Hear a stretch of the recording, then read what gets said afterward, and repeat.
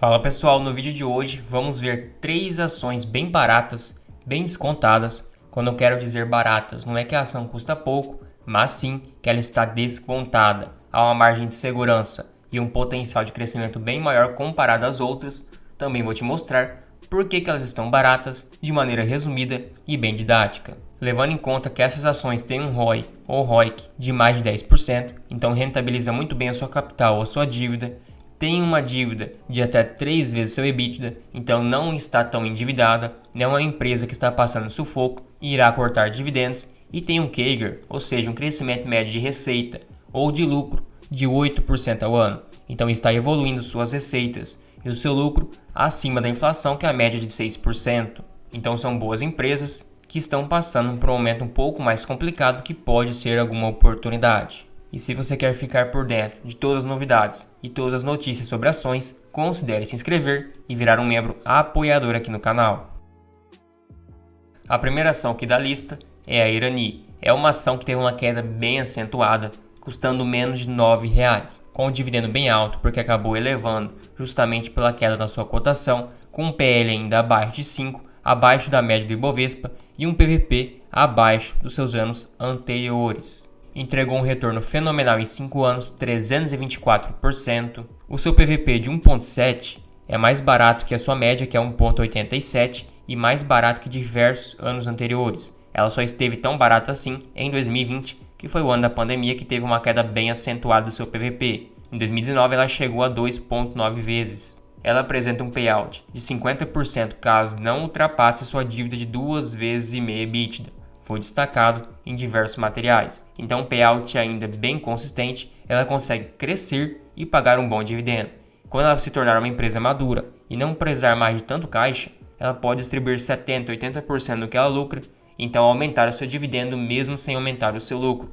Ela possui uma margem líquida de lucro de 24%, então não tem margens tão apertadas que pode sofrer com alguma crise, é uma margem excelente. Um PL de 5 vezes é bem abaixo da média do Ibovespa e o seu ROI está na casa dos 29%, quase 30%. Rentabiliza muito bem o seu patrimônio com um ROIC de quase 13%. É um ROIC excelente, então essa dívida que ela tem rentabiliza acima da sua dívida captada, com um CAGR de receita de 12%. Então vem crescendo muito bem sua receita, principalmente nesse setor que a geração de caixa é excelente. E tem uma liquidez corrente de 3,75 vezes. Então isso indica a capacidade que ela tem de pagar as suas dívidas. Claro que sua dívida ainda é bem controlada, 1,5 vezes EBITDA, para o setor está ok. Desde 2020 ela vem crescendo seus dividendos, é uma empresa que passou por reformulações, em 2021 pagou 5%, 2022 quase 8%, 2023 também quase 8% e agora já está em 9%. A tendência é que o dividendo irá ter uma pequena redução por causa dos efeitos não recorrentes de impostos. É uma empresa também que paga trimestralmente, então tem bastante fluxo de pagamentos, um ponto positivo. Sendo que é uma empresa ainda pequena, tem 2 bilhões de valor de mercado, então o fator tamanho está a seu favor, com um tag along de 100%. Então se ela for vendida, você recebe 100% do valor negociado. Teve um crescimento de receita forte depois de 2020, saltou de 1 bilhão para 1 bilhão e 700, então um crescimento de 70% em questão de 2 a 3 anos, com um crescimento no seu lucro também fortemente. E hoje é uma distorção, o seu lucro líquido, que é essa linha verde, está acima dessa linha marrom, que seria basicamente sua cotação, um ponto muito favorável. Sendo que ela teve um lucro líquido de 7 milhões no quarto trimestre de 2023. Comparado ao terceiro, foi 64 milhões, uma queda muito grande, e comparado ao segundo, que foi 228, outra queda bem acentuada. Mas por que aconteceu isso? Basicamente, ela acabou realizando o impairment, ou seja, as suas áreas improdutivas há muito tempo, ela considerou como um prejuízo, e também a queda do valor dos seus ativos biológicos. Então, basicamente, ela compra as aparas, que seria aquele papelão que ela vai reciclar para transformar as embalagens, e teve uma queda no valor dos seus ativos biológicos. Então, nesse papelão comprado, e ela acabou contabilizando como prejuízo. São efeitos não recorrentes. Então, provavelmente, esse lucro terá um crescimento muito alto comparado aos próximos trimestres que estão por vir. Ainda assim, a empresa não deu prejuízo, mesmo com todos esses efeitos não recorrentes, o que acabou gerando uma oportunidade, sua cotação caiu bastante. E basicamente hoje, temos 3 empresas no ramo de papéis e embalagens. Na verdade, a Suzano, ela tem um foco em vender a celulose, uma empresa focada em 80% na commodity. A Klabin, digamos que meio a meio, está numa transição para poder focar mais em papéis e embalagens, sendo assim oscilar menos e depender menos dessa commodity. E a Irani, uma empresa praticamente 90% focada na venda de papéis e embalagens. Então a commodity em si, a oscilação dela queda ou alta, não tem tanto impacto nas suas operações. Uma empresa muito mais sólida e que terá uma oscilação menor comparada ao preço da commodity. Sendo que hoje a Irani é negociada num PL bem próximo da Suzano, então as duas estão descontadas, num PVP também igual ao da Suzano, de 1.7, mas num EV sobre EBITDA, ou seja, o seu preço da firma comparado à sua geração de caixa de 5 vezes, então está bem atrativa, com um dividendo também bem maior das suas concorrentes. Concorrentes na verdade entre aspas, porque tem focos diferentes. Ela tem uma margem líquida melhor que a da Klabin, mas inferior à da Suzano, com uma dívida líquida bem mais abaixo comparado às outras, então é uma empresa com muito menos alavancagem. Tem também um crescimento de receita superior às outras, um ROIC também bem superior, com um ROI semelhante à da Suzano, um pouquinho pior ainda, mas como ambas têm dívidas, o ROIC seria mais precisamente analisado. Então hoje a opção mais atrativa seria a Irani, justamente porque está abaixo do preço teto e por ser menos volátil comparado à sua operação. E na opinião de 3 analistas, o preço-alvo seria de 13,60, hoje está 8,82, então bastante crescimento ainda pela frente, com um lucro por ação estipulado de 1,16, ou seja, uma queda bem acentuada justamente por causa dos impostos que ela recebeu de forma não recorrente. Se formos multiplicar 1,16 por 50% de payout, um dividendo de 58 centavos em 2024, mas ela já anunciou quase 40 centavos a ser pagos no mês 5, por causa do seu efeito não recorrente. Possivelmente teremos um dividendo bem maior que 58 centavos, mas vamos estipular sendo bem pessimista e bem pé no chão. 58 centavos dividido por 0,06, seu preço teto seria 9,60, ou seja, ainda teria margem de segurança para receber no mínimo 6%. A outra empresa, que também está bem atrativa, mas não é à toa, é a Gerdau. Caiu 14%, é negociada a 5 vezes lucro, 0,8 vezes o valor patrimonial e paga um dividendo razoável, sendo que ela deu um bom rendimento em 5 anos, mas em 10 anos não foi tão bom assim.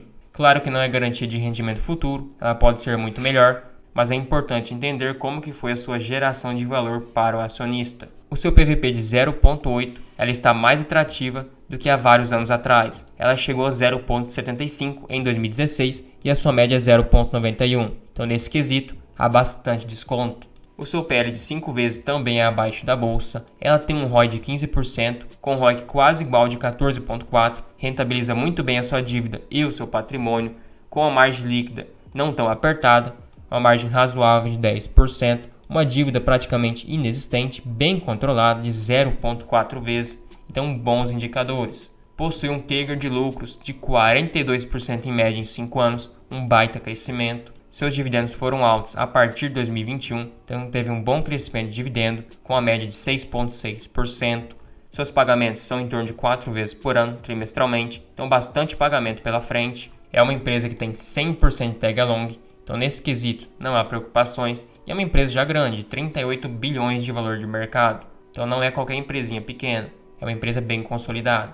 Sua receita teve um bom crescimento depois de 2019 e 2020, ela saltou uma receita de 43 bilhões em 2020 para 82 bilhões em 2022, um crescimento de 100%, com um bom crescimento de lucros de 2 bilhões para 11 bilhões, sendo que o seu lucro líquido no quarto trimestre foi 586 milhões, já no terceiro 1,5 bilhão, no segundo 2,1, no primeiro 3 bilhões, então teve uma queda bem acentuada. E qual que foi uma das principais causas? Basicamente, a concorrência desleal com a China.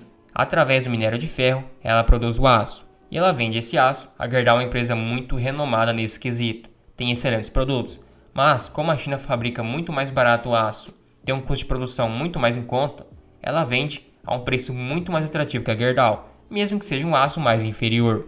E isso acabou afetando sua demanda fortemente. Teve uma queda na receita. Como vocês podem ver, foi 14 bilhões no quarto trimestre, comparado a trimestres anteriores. Uma queda um pouco acentuada, mas o seu lucro que mais sofreu. Ela precisou queimar margens e teve uma margem líquida muito mais inferior. Se você for observar no quarto trimestre, foi 3,9%, então sua margem decaiu fortemente. Do que adianta a sua receita cair 10, 12% comparado ao trimestre anterior, se a sua margem, ou seja, a rentabilidade que ela tem de lucro líquido com base nessa receita caiu muito. Então de 3% para 9% é uma queda muito expressiva, sendo que teve trimestres que ela teve 17% de margem. Então se ela tivesse a mesma receita do quarto trimestre de 2023, que foi 14,7 bilhões, com a margem de 16,99%, ela teria um lucro de 2,4 bilhões comparado a 586 milhões. Então o que impactou foi a concorrência e sua margem muito baixa.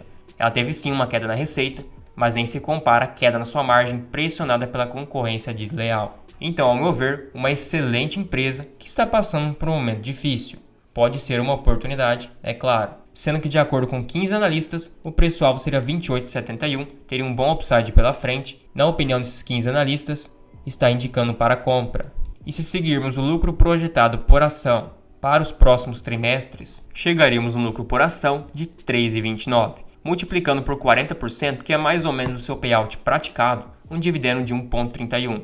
Dividido por 0,06, seu preço teto seria 21,93. Então, realmente, nesse cenário pessimista, estaria um pouco acima. Mas caso tenha uma melhora na sua receita e no seu lucro, aí seu preço teto pode acabar disparando. Isso que estipulamos um payout de 40%.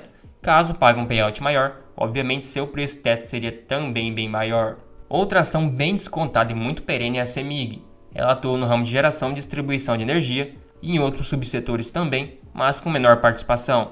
Na sua cotação de R$ 12,00, com um dividendo de 10%, um PL bem abaixo da média histórica da bolsa e um PVP bem atrativo. Rendeu 200% em 10 anos, uma rentabilidade considerada ok. O seu PVP de 1,09 é mais barato que há 5 anos atrás, em 2018, e abaixo da sua média. O seu PL está bem atrativo, sendo negociado abaixo da grande parte das empresas atualmente na bolsa, com EV sobre EBITDA também bem atrativo de 4 vezes, tem uma margem líquida de 14%, uma boa margem, então não tem uma margem tão apertada, um payout na casa dos 40%, um bom payout, tem possibilidade de ir crescendo fortemente junto que paga um bom dividendo, possui um ROI de 21% com um ROIC de 17%, então 2 bons indicadores de eficiência acima da média e acima do seu custo de capital, com uma dívida bem controlada e nada preocupante de 0,9 vezes, um crescimento de lucro em média de 11% ao ano, uma liquidez corrente bem alta, então empresa com bons indicadores bem redondinhos. Sua média de dividendo de 9%, claro que 2014 acabou afetando sua média, mas 2021 pagou quase 9%, 2022 13% e atualmente 10,6%. Então a empresa está crescendo seus dividendos. Talvez um problema que pode incomodar é a demora para pagar seus dividendos. Por exemplo, ela anunciou no dia 21/12, foi a Datacom, e vai pagar somente 31/12 de 2024. Então um ano para pagar os dividendos. Esse ponto pode ser considerado negativo para muitas pessoas, para outras nem tanto. Sendo que hoje ela é considerada uma empresa grande, com 28 bilhões de valor de mercado, um ponto negativo também é que não tem tag along. Ao meu ver, na minha estratégia, não seria um fato que me impedisse de investir na empresa, mas fica a seu critério. Ela tem também sua receita líquida crescendo fortemente. Em 2019 foi 25 bilhões, atualmente já está em 34, 50% de crescimento para uma empresa desse tamanho que vem crescendo no lucro. É excelente. E hoje há uma distorção bem clara, o seu lucro está acima da sua cotação, um momento muito favorável, sendo que ela teve um lucro líquido no terceiro trimestre, não saiu do quarto ainda, de 1,24 bilhão, no segundo de 1,25, no primeiro de 1,4, então está crescendo seus lucros como sempre. E por que a CEMIG hoje está tão descontada? Basicamente por causa do processo de federalização que foi comentado há um tempo atrás. Então o Estado de Minas Gerais tinha dívidas com a federalização, ou seja, o Estado tinha uma dívida a nível federal. Então o governador queria transferir e dar a CEMIG em troca da redução dessa dívida com a federalização, mas não é nada confirmado e mesmo a empresa sendo federal, ao meu ver não há problemas, até porque temos boas empresas que são federais. Por exemplo, o Banco do Brasil, BB Seguridade, Caixa Seguridade e assim vai indo. Então só iria mudar a esfera da administração. E segundo a opinião de 11 analistas, tem um preço-alvo de 13,68, então ainda tem um upside pela frente, e 11 deles estão recomendando compra, sendo que ainda eles não estipularam o dividendo projetado em um lucro para os próximos trimestres, mas estipulam um lucro por ação de 47 centavos, semelhante ao terceiro que foi 0,48. Então a empresa está tendo uma manutenção dos seus lucros, quiçá um pequeno crescimento. Sendo assim, como o seu lucro por ação foi 2,40, estipulando um crescimento de 10%, chegaríamos no LPA de 2,64. Se multiplicarmos por 40%, que é o seu payout, um dividendo de 1,05, dividindo por 0,08, exigindo um dividendo maior por ser estatal, seu preço teto seria 13,20. Então sim, ainda teria margem de segurança e estaria abaixo do preço teto. Sendo assim, uma oportunidade, já que não perdeu fundamentos, simplesmente o processo de federalização que poderia acontecer e foi comentado recentemente. Então essas 3 empresas estão atrativas, não é à toa, tem algo por trás, já que a bolsa inteira subiu, não há motivos para elas não subirem também se não tivesse algo por trás. Então faça sua própria análise, tome sua própria conclusão e entenda qual ação que poderia fazer sentido na sua carteira. E lembrando que está disponível o melhor curso atualmente para análise de ações, fundos imobiliários, renda fixa. Grande parte do que eu aprendi foi com o Mirai Investing. Ele é o professor e criador desse treinamento. Basicamente, você irá ser um investidor ou uma investidora independente. Saberá analisar do básico ao avançado, ações e diversas outras categorias de investimentos. Você irá receber acesso a várias planilhas, seja de aposentadoria, de valuation, de preço teto com mais de 60 ações e também um checklist para escolher boas ações. Ao comprar o treinamento, você tem 7 dias para poder pedir o seu dinheiro de volta. E lembrando que o curso logo irá encerrar suas inscrições, então já garanta sua vaga. E se você curtiu o vídeo, achou útil, achou informativo, considere virar um membro aqui no canal. Você irá receber selos de fidelidade para te diferenciar nos comentários, acesso ao plano de preço teto também e um grupo fechado no WhatsApp exclusivo para membros. Tudo isso por somente R$ 2,99 por mês, fica um valor bem acessível, você nem percebe que está pagando, mas me incentiva demais. Também não esqueça de se inscrever e ativar o sininho, assim você fica por dentro de todas as novidades e todos os vídeos aqui do canal.